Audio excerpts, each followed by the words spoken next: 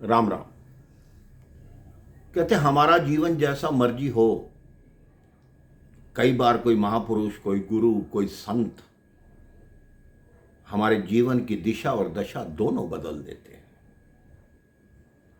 चाहे हम कितने बड़े से बड़े पापी हों, लेकिन उनकी कही हुई एक बात हमारे पूरे जीवन को परिवर्तित कर देती है और हम कहां से कहां पहुंच जाते हैं उसकी कल्पना मात्र से भी हम हिल सकते हैं।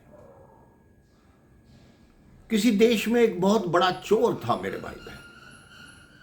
उसका एक ही कार्य था, जगह जगह चोरी करता, धन को एकत्रित करके एक स्थान पर छुपाता रहता।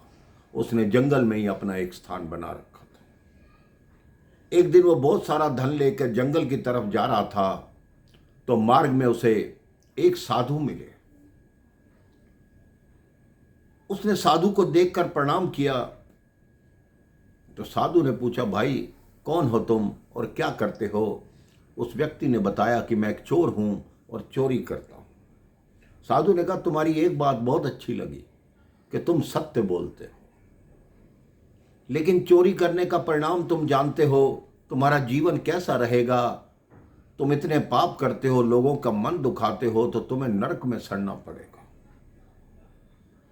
वो कहते कोई ऐसा उपाय बताओ मुझे जिससे मैं अपनी चोरी भी करता रहूं और मेरा परलोक भी सुधर जाए। साधु महाराज हंसने लगे। उन्होंने कहा, ठीक है तो भगवान का नाम जपा करो। तो चोर बोला, मेरे पास नाम जपने का समय नहीं है, कोई और मंत्र है, कोई और बात है, वो मैं मानने को तैयार हूं। तो साधु ने कहा, ठीक है तुम अपने जीवन का एक नियम बना लो। तुम्हारी पत्नी के अतिरिक्त संसार में जितनी भी महिलाएं हैं वो तुम्हारी मां और बहन के समान है।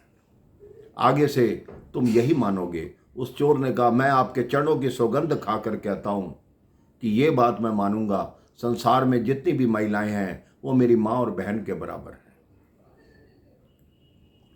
जिस देश का वो चोर था, उस देश का जो राजा था, उसकी कोई संतान नहीं थी। संतान ना होने की वजह से विवाह के 10 वर्ष बाद उसने अपनी रानी को अपने महल से दूर कर दिया। वो दूसरा विवाह करना भी नहीं चाहता था, लेकिन रानी को इसलिए दूर कर दिया क्योंकि रानी उदास रहती थी, वो राजा से सहन नहीं होता था। राजा ने उसको दूसरा महल बनाकर दे दिया। रानी वहाँ पर रहती, चारों तरफ सैनिक लगा रखे थे। राजा के मन में कभी कभी आशंका आती, कहीं रानी का चरित्र ठीक है या नहीं है। उसने अपने सैनिकों को बोल रखा था, घर में कोई भी पुरुष अगर प्रवेश करे तो मुझे तुरंत सूचना देना। एक दिन वो चोर रानी के महल में चोरी करने आ गया। पीछे की खिड़की से घुसा। सैनिकों ने देख लिया। सैनिकों ने राजा को सूचना दी। राजा भी वहां उपस्थित हो गया और कहता है, मैं देखता हूं कि ये लोग क्या कर रहे हैं। इतने में रानी की निद्रा खुल गई। उसने देखा कोई मेरे महल के अंदर कोई व्यक्ति घूम रहा। रानी ने कहा, कौन हो तुम? उन्होंने कहा, मैं एक चोर हूं और चोरी करने आया हूं। कहती, मेरी एक मांग है, उसको पूरा कर दो तो उसके बदले जितना तुम्हारा वजन है उतना तोल के सोना दूंगी। वो चोर 2 कदम पीछे हटा, घुटनों के बल जमीन पर बैठ गया।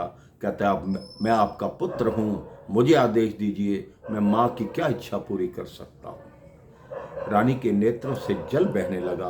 बाहर जो राजा खड़ा था वो भागकर अंदर आया और उसने कहा, मैं तो तुम्हें देखने आया था कि तुम कौन हो। तुमने तो इसको अपनी मां बना लिया। मैं तुम्हारा चरित्र देखकर इतना प्रसन्न हूं। मुझे नहीं ज्ञात कि रानी तुमसे क्या मांग करने वाली थी, तुमसे क्या मांगने वाली थी, लेकिन तुमने जो बात कही उसने मेरा मन जीत लिया। मांगो, तुम मेरे राज्य में से क्या वस्तु मांगते हो?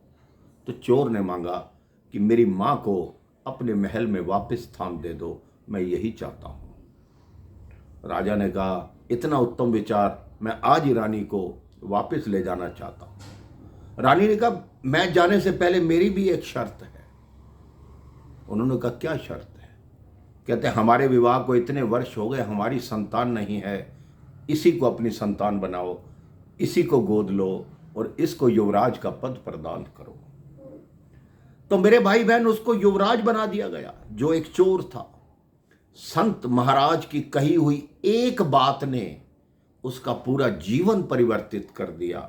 उसने सिर्फ एक नियम अपनाया कि संसार में जितनी भी स्त्रियां हैं मेरी पत्नी के अतिरिक्त वो मेरी माँ और बहनें हैं, तो उसका जीवन धन्य हो गया। उस दिन के बाद वो ऐसा धर्मार्थ राजा बना, प्रजा का इतना हितैषी बना और हर समय ही भगवान का नाम लेता रहता। उन संत महाराज जी को बुलाकर उन्होंने उनको राज पुरोहित बना दिया। उनका राज्य खुशी खुशी चलने लगा और सब लोग कहने लगे राम राम, जय श्री राम।